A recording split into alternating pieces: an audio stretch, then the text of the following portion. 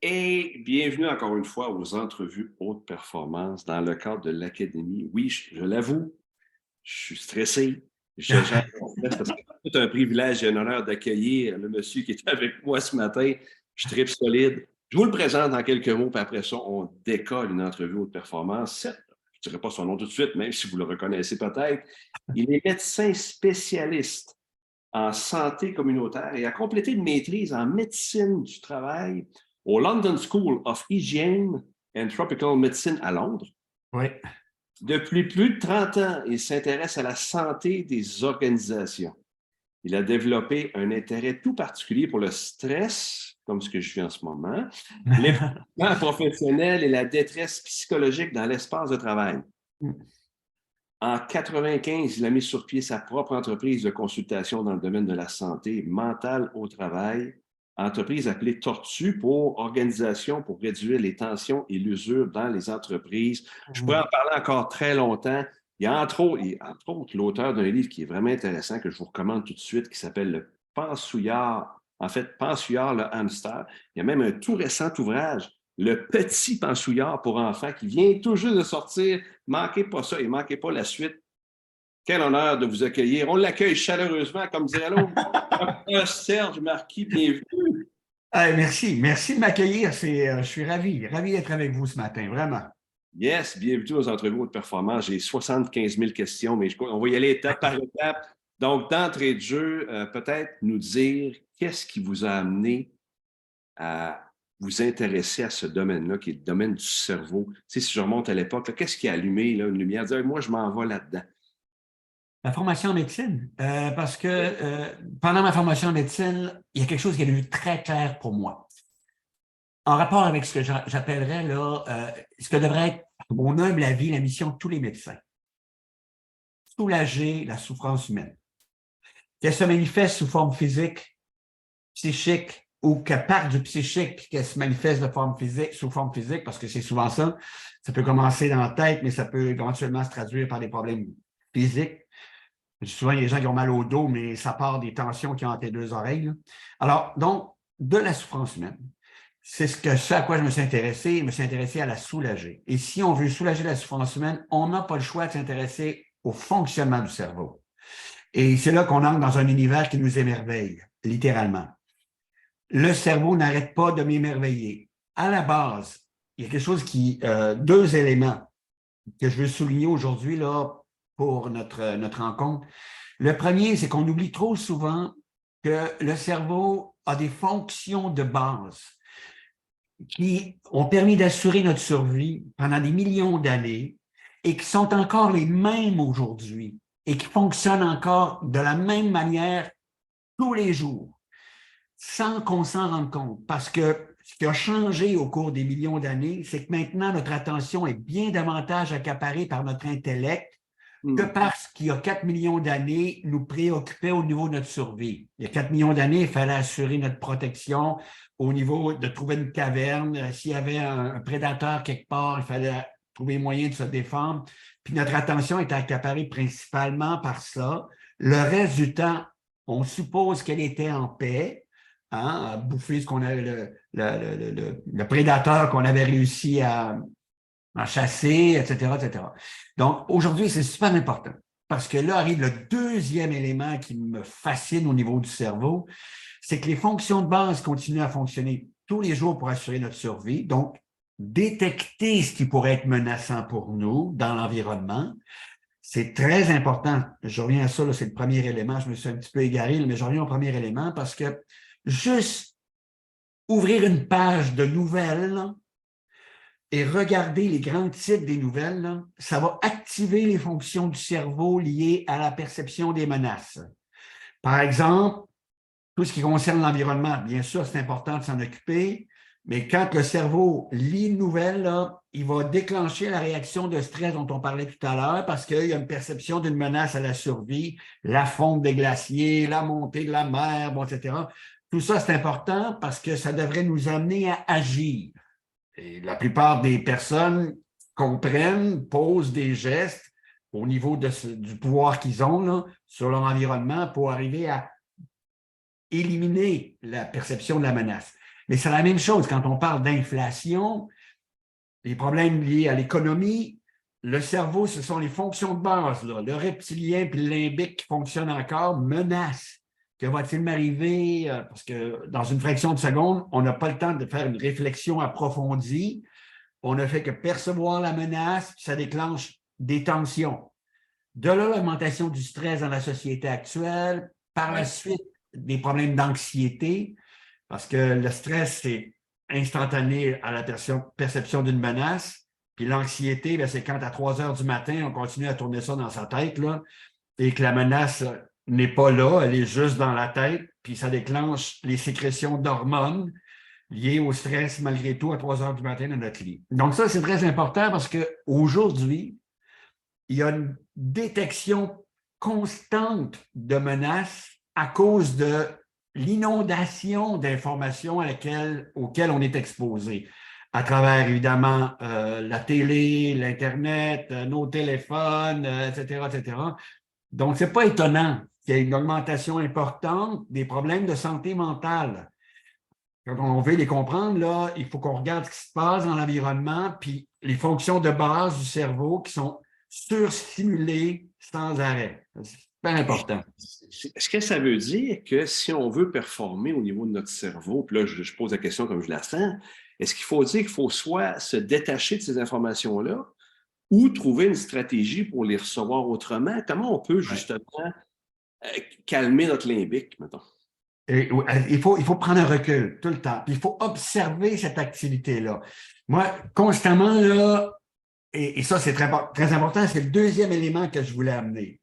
C'est qu'à notre époque, le cerveau, non seulement il y a cette surstimulation et perception de menace à la survie, et là arrive une question, est-ce que ma survie est vraiment menacée, là? Est-ce que je vais en mourir, là? Et quelles sont les pistes d'action, là, on rentre dans la question de performance, là. Quelles sont les pistes d'action à ma disposition, là? Donc, quel est l'inventaire des pistes d'action possibles? Où est-ce que je peux agir? Où est mon pouvoir? Ça, ce sont des questions très, très importantes. Et les situations sur lesquelles je n'ai pas de pouvoir, comment puis-je lâcher prise là-dessus? Là? Cette expression-là est très importante. Elle a été galvaudée dans la société parce qu'on a souvent confondu lâcher prise avec abandonner, ce qui n'est pas du tout la même chose. Ouais. Abandonner, c'est quoi la différence? abandonner, c'est avant d'être passé à l'action. C'est avant d'avoir fait l'inventaire des pistes d'action. Ah, ça ne marchera pas, ça ne donnera rien, ma mère l'a fait, ça n'a pas marché. Bon, ça, c'est abandonner. Lâcher prise, c'est après avoir fait l'inventaire des pistes d'action. Première piste d'action, deuxième piste d'action, je vais me faire aider, voici là où je peux agir, Et lâcher prise, c'est après avoir fait l'inventaire des pistes d'action, après être passé à l'action, se rendre compte que pour le moment, on est devant une situation qu'on ne peut pas changer. Là, on entre dans la partie du cerveau, là, le cortex, là, l'intelligence, là, qui elle est capable là, d'avoir fait l'inventaire des pistes d'action, d'être passé à l'action et de se rendre compte que pour le moment, il y a des situations devant lesquelles qu'on ne peut pas changer. Je peux voir la bourse bouger là, chaque jour, là, il y a des situations que je ne peux absolument pas changer. Là. Alors, il faut que je m'en rende compte. Là, et OK, pour le moment, cette situation-là, je ne peux pas la changer.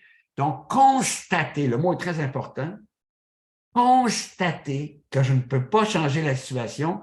Je regarde l'inventaire des pistes d'action, je fais un check. J'ai fait ça, j'ai fait ça, j'ai fait ça, j'ai fait ça. OK, je constate que pour le moment, cette situation-là, je ne peux pas la changer. C'est ça que ça veut dire lâcher prise. OK, et je ramène mon attention dans le présent, là où je peux agir, là où je peux contempler la vie. Et là, ça m'amène à un autre élément que je veux absolument souligner, c'est super important à mes humbles yeux, c'est que notre cerveau, à notre époque, ne fait plus la distinction entre la perception d'une menace à la survie et la perception d'une menace à notre ego. Ben, oui, je voulais qu'on parle de l'ego, justement, c'est ce fameux ego-là. Quel rôle il vient jouer là-dedans? Puis est-ce qu'il est toujours nuisible? Comment on le gère, cet ego-là?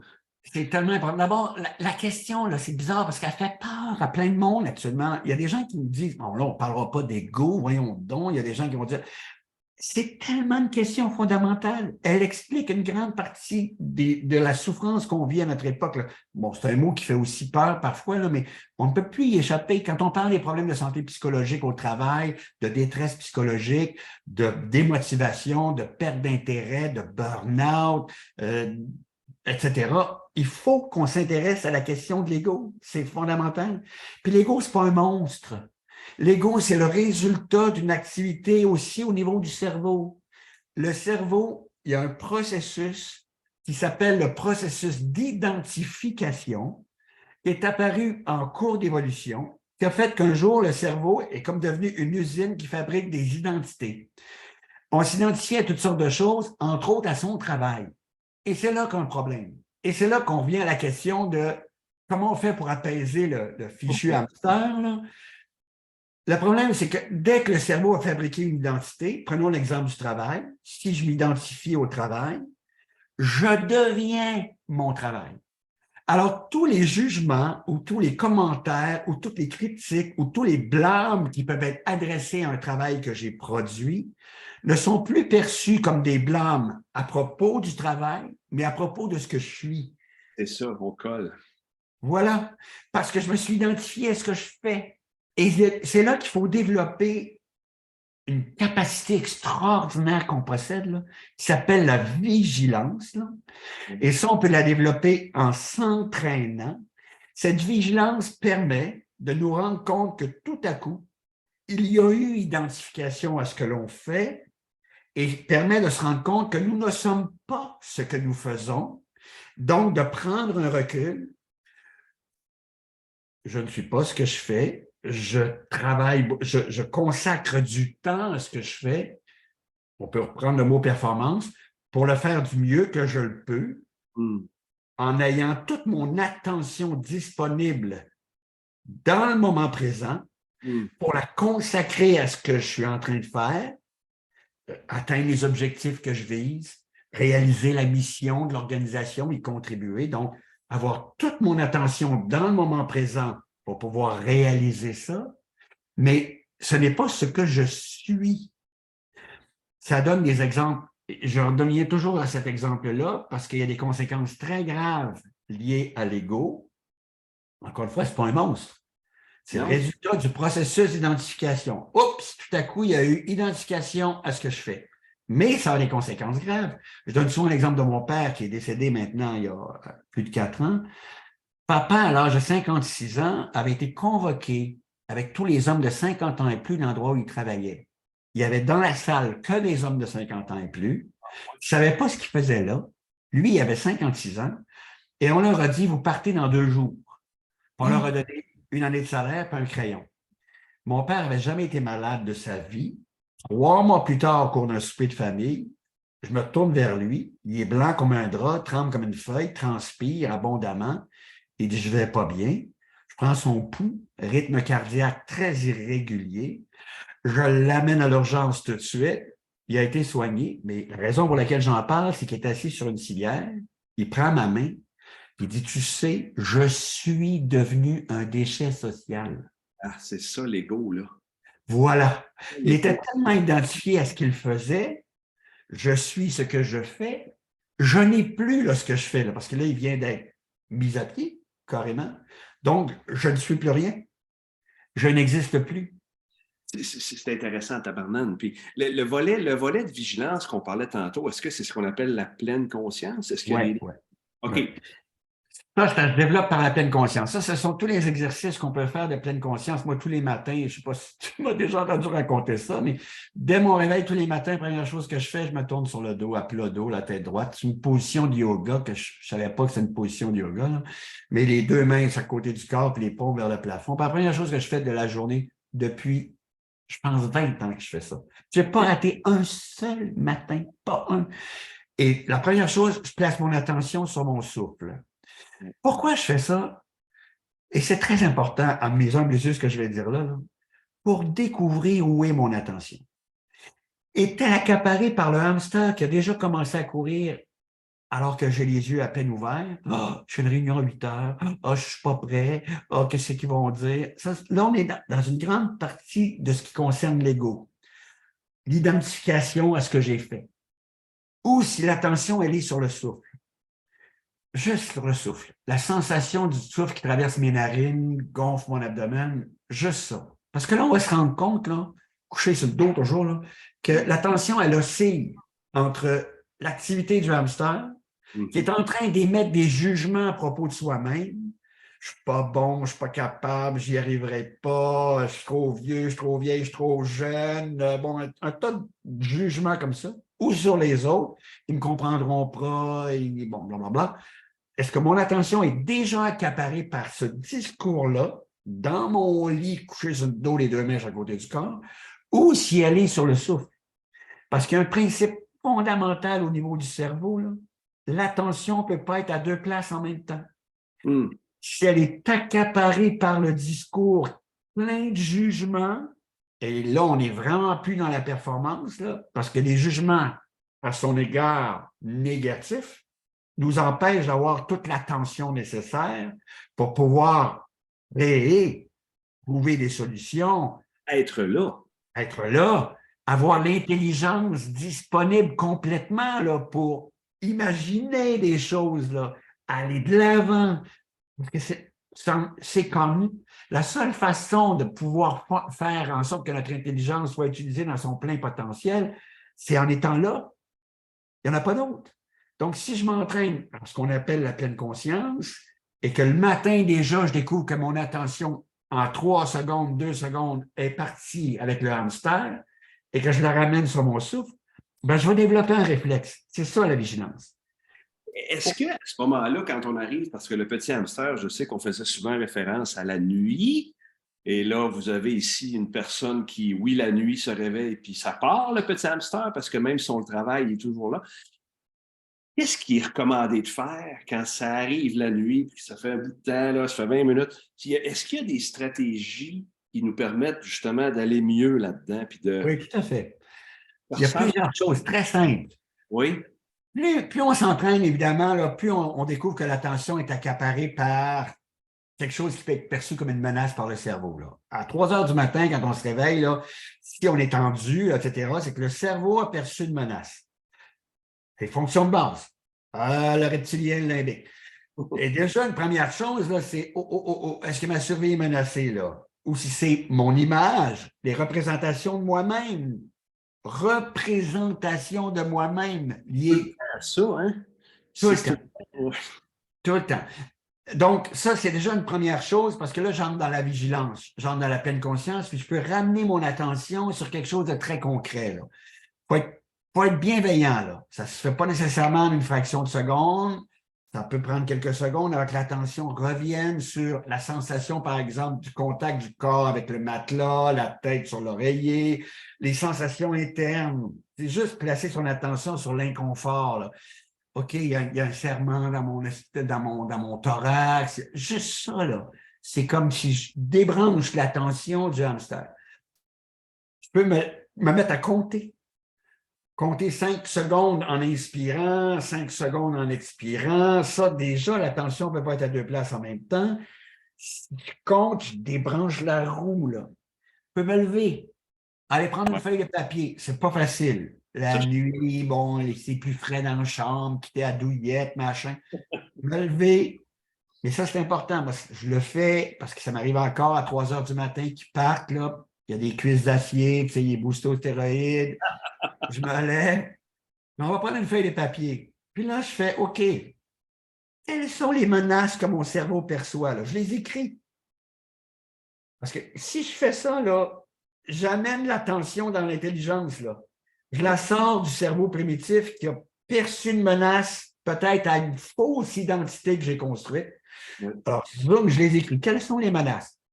Ça peut être les sources de stress. Je peux écrire ça comme ça. Là. OK, là, demain, j'ai 8 heures, je fais une présentation, je me sens pas assez prêt, etc. Qu'est-ce qui est menacé? Est-ce que c'est mon image? Est-ce que je vais en mourir? Est-ce que je peux encore me préparer? Est-ce que je peux changer quelque chose dans mon discours? Est-ce que je peux le dire en commençant comme tu as fait tantôt? C'était excellent. Ce que je peux dire en commençant demain matin, écoutez, je suis stressé, là. Je demande votre indulgence, votre bienveillance, parce que, bon, j'ai préparé ce que je pouvais et on va échanger ensemble. Tu sais, il y a des stratégies de cette nature-là. Là. Ça, c'est l'inventaire des pistes d'action. Là. OK. OK. Est-ce qu'il est perçu comme une menace? Puis à côté, quels sont les gestes que je peux poser? Peux-tu aller me faire aider? Peux-tu dire comment je me sens? Le nommer, mon humanitude. L'écrire. Puis moi, j'ai réglé un problème de sortir du lit, puis il fait plus froid. J'ai un papier-crayon à côté sur ma table de chevet. Puis ça fonctionne. Ça m'aide énormément, énormément. Tout à fait. Puis en ce moment, là, quand on regarde les études, puis tout le travail que vous faites, là, c'est quoi les recherches sur le cerveau? Parce que je suis en train de lire un livre d'ailleurs sur le cerveau là, qui s'appelle Le pouvoir extraordinaire du cerveau par, je ne me rappelle plus son nom, mais peu importe. C'est quoi en ce moment les champs d'études sur cette bébite-là du cerveau qui sont actuels, que vous faites peut-être vous-même en ce moment? Moi, je lis ce qui est fait parce que je ne travaille pas dans un laboratoire, tu sais, des neurosciences là, pour découvrir. En fait, ce qu'on découvre actuellement, ce sont les zones du cerveau qui sont activées dans toutes sortes de circonstances et de contextes. Et les choses les plus passionnantes, à mon avis, à cause des intérêts que j'ai depuis que j'ai fait mon cours de médecine il y a très longtemps, quelques décennies maintenant, mais ce qu'on avait intuitionné maintenant est confirmé par les appareils qu'on utilise pour voir quelles sont les zones du cerveau qui sont activées quand on expose, par exemple, le cerveau à des demandes qui pourraient être perçues comme des menaces. On demande à du monde là, de s'imaginer dans une situation où il pourrait avoir l'air fou. Oui. Juste ça, là. Et puis là, on voit les zones du cerveau qui sont activées quand la personne, elle imagine des situations où elle pense qu'elle pourrait avoir l'air folle ou que le gars pourrait avoir l'air fou, etc. Et ça, c'est passionnant. Parce que, puis bon, sur des périodes de plus long terme, des gens qui ont vécu beaucoup de stress, d'anxiété, des traumatismes, etc., on étudie les zones du cerveau qui ont pu effectivement être malheureusement, à cause de tous ces stress qui ont été vécus, toutes ces tensions-là, qui ont pu être endommagées, entre guillemets. Alors, mais on observe aussi, et ça, c'est passionnant, que si on invite les gens à ce qu'on appelle méditer, Oui. méditer étant pour moi un entraînement de ce qu'on a au-dessus des épaules. Oui. Et souvent, on nous invite à nous entraîner en bas des épaules, là. Le cœur, tout ça, faire de l'activité physique, c'est merveilleux. Mais il me semble que c'est aussi important d'entraîner ce qu'on a au-dessus des épaules. Sinon plus. Sinon plus. Alors donc, cet entraînement-là, c'est ce qu'on appelle méditer, l'entraînement du cerveau, au fond, à devenir vigilant pour être capable d'observer les moments où le hamster commence à courir, pour ramener l'attention complètement dans le moment présent, là où notre potentiel est accessible, créativité, intelligence, etc. Et ça, on découvre que quand les neurosciences actuellement nous permettent de découvrir que les gens qui s'entraînent développent des nouvelles connexions neuronales. Il y a apparition là, de développement, de transformation de certaines zones du cerveau grâce à ça. C'est concret, là, c'est observé, c'est mesuré. Là. Et donc, ce qui ça nous permet de découvrir, c'est l'immense potentiel qu'on a en entraînant ce qu'on a au-dessus des épaules d'une façon hyper simple, tout au cours de la journée, dans toutes sortes de circonstances, découvrir où est notre attention. Dans une file d'attente à l'épicerie, là, se rendre compte, puis ça, j'avais écrit ça dans Pensouillard parce que il me semblait que c'était des choses qui étaient faciles à faire. Tu sais, tu es à l'épicerie en train d'attendre dans la file d'attente, puis là, ça part. Les jugements sur l'autre, tu sais, la caissière qui est écrite ici là, en formation, ou sur le fait que, bon, c'est toujours à moi la malchance de tomber dans le fil où il y a quelqu'un qui sort ses billets de l'auto ou je ne sais pas quoi, là, tu sais. Non, mais d'observer ça, là, qu'il y a cette activité mentale, là, qu'il y a ces jugements-là, là, ça, c'est un entraînement. Oui, oui. Et cet entraînement-là, dans la file d'attente, de ramener son attention sur son souffle, là, ou sur, je ne sais pas, ou un magazine dans le présentoir, là, ou simplement sur ce qui se passe dans l'environnement, là, ben mon cerveau, là, il y a quelque chose qui est, excuse-moi l'expression anglophone qui me vient à l'esprit, là, shifté. Il y a quelque chose qui est passé d'une zone du cerveau à une autre zone du cerveau. Là. L'attention. C'est ce qu'il faut travailler tout le temps. L'attention n'est plus dans le primitif avec une perception d'une menace à l'ego. Moi, ça devrait toujours être fluide quand j'arrive aux caisses. Tu sais, je devrais jamais avoir à attendre. Là. Je suis tellement spécial et exceptionnel. Et ça, là, c'est l'ego. L'ego. L'ego. Ouais. Et là, tout à coup, je ramène mon attention dans le présent. Là. J'observe l'enfant, puis ça m'est arrivé il n'y a pas longtemps, c'est extraordinaire, parce qu'il y avait une dame qui avait un enfant dans le panier, dans la poussette, là, juste avant moi à l'épicerie. Là, tu sais. Puis là, il y avait une grande file d'attente. Et là, j'ai ramené mon attention là, dans le présent, puis tout à coup, j'ai vu cet enfant. Ben, tu sais pas quoi. Le fait que je sois complètement présent, là, ce petit bout de chou-là m'a regardé, puis il m'a fait comme ça. Sa mère a dit, ben, c'est bizarre, il ne fait pas ça souvent, tu sais. Mais c'est juste parce que j'étais là, complètement présent, puis il y a eu cette connexion-là. Je n'étais plus dans mon hamster. Ça, c'est l'entraînement, le développement de la vigilance et ramener l'attention dans le présent, là où est mon potentiel, là où sont mes ressources, mes capacités, là où je peux utiliser aussi ma capacité à savourer l'existence complètement, mes relations avec les autres, être dans l'écoute. Quand quelqu'un me parle, être là complètement, pas être en train de juger. Ou de préparer la prochaine question. C'est ce que je me suis dit qu'il fallait que je fasse ça, moi, que j'écoute et que je prépare pas ma prochaine question. Fait que j'ai vous. D'ailleurs, j'en ai quand même une question par rapport au projet du nouveau. Pourquoi le nouveau livre? Pour adolescents, je pense, c'est ça? Merci. Merci de poser cette question-là. Non, c'est un livre destiné aux parents. Oui. Parce que je me suis dit un jour, hey, ici, les enfants apprenaient ça de bonne heure, là, à développer la vigilance. Parce que dans la tête d'un enfant, puis je me souviens, j'étais de même, là. Écoute, j'avais 5 ans, 6 ans, puis déjà, il y avait des jugements sur moi-même, là. Je suis nul. Ah, puis papa aime plus ma soeur que moi. Puis bon, des hamsters ont commencé à courir. 5 ans, 6 ans. Alors, est-ce qu'on ne pourrait pas apprendre aux enfants à observer, à développer la vigilance, puis à observer très tôt leurs petits pensouillards, là, puis à ramener l'attention dans le présent là, pour que ça pèse les jugements sur eux-mêmes, sur le petit copain, sur la petite copine, et à trouver là, eux-mêmes déjà, retrouver, j'ai envie de dire, retrouver leur créativité parce qu'elle est omniprésente. Là. Elle est là quand ils viennent au monde, en théorie. Totalement. Et dans le jeu, ils jouent, puis toute leur créativité est là, puis tout à coup, les jugements commencent. Oh, maman m'aime moins que mon frère, puis oh, je suis nul, puis je suis pas beau, puis je suis pas belle, puis 5 ans, 6 ans, 7 ans. Hey, s'ils pouvaient apprendre ça. Ça fait que j'ai écrit un bouquin destiné aux parents pour les aider à observer l'apparition du hamster dans la tête de leur enfant et déjà les aider, tranquillement pas vite, à apprendre par eux-mêmes, comme enfants, à apaiser leur hamster. Parce que s'ils apprennent ça tôt dans leur vie, imagine comment leur vie peut changer. C'est sûr que c'est une motadine de bonne idée. Puis ce livre-là, est-ce qu'on peut le retrouver sur...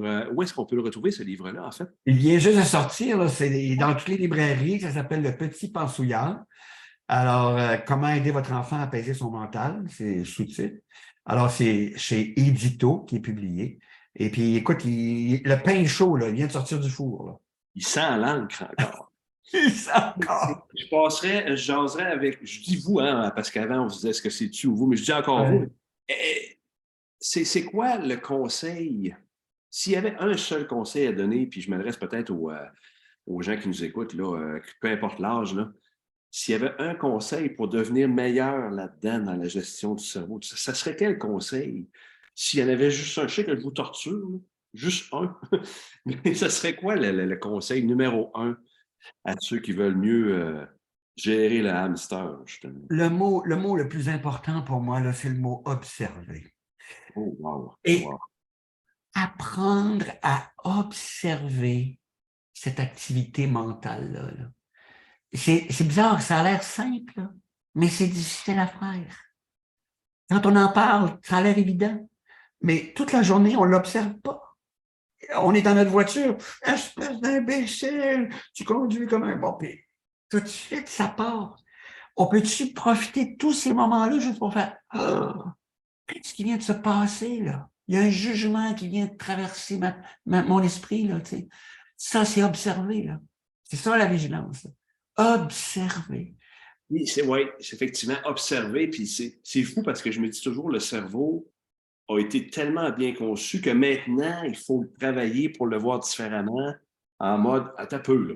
Il y a comme l'intelligence surélevée, bien surélevée, l'intelligence qui dit, wow, je vais m'observer justement, wow, merci tellement, Dr. Marquis, de nous avoir partagé tout ce savoir-là. Je continuerai, mais je sais que le temps, je sais que votre horaire est très occupé. Est-ce que vous faites encore des conférences, des formations? Est-ce qu'on peut vous rejoindre avec tout Oui, ça qui fonctionne? j'ai un site Internet, le www.tortue, marquis.com. Excellent, c'est là qu'on peut vous rejoindre pour avoir Oui, des oui. services, savoir plus. On Merci peut taper mon nom sur YouTube aussi pour me trouver les coordonnées. Et moi, j'ai envie de Ouais. vous remercier. Ben, merci beaucoup. Puis bonne continuité. On a besoin de toi, Dr. Marquis Serge. On a besoin de toi parce que les travaux que tu fais sont géniaux. C'est inspirant, c'est aidant. Fait que merci d'être là, merci d'être ce que vous êtes. Je vois, je reviens à vous. Ben, merci à toi aussi. Moi, mon souhait, c'est qu'on devienne de plus en plus nombreux et nombreuses, tout simplement, là, à échanger là-dessus. C'est tellement fondamental là, pour les années qui viennent, les générations qui viennent, parce qu'on parle d'augmentation, d'anxiété, troubles psychiques, toutes sortes de choses comme ça. Bon, on s'en sort pas. Il y en a, on peut en parler Ouais. longtemps. Merci, c'était les entrevues haute performance avec Dr. Marquis et on se dit à la prochaine. Merci infiniment et à très bientôt. Au très grand plaisir. Merci infiniment.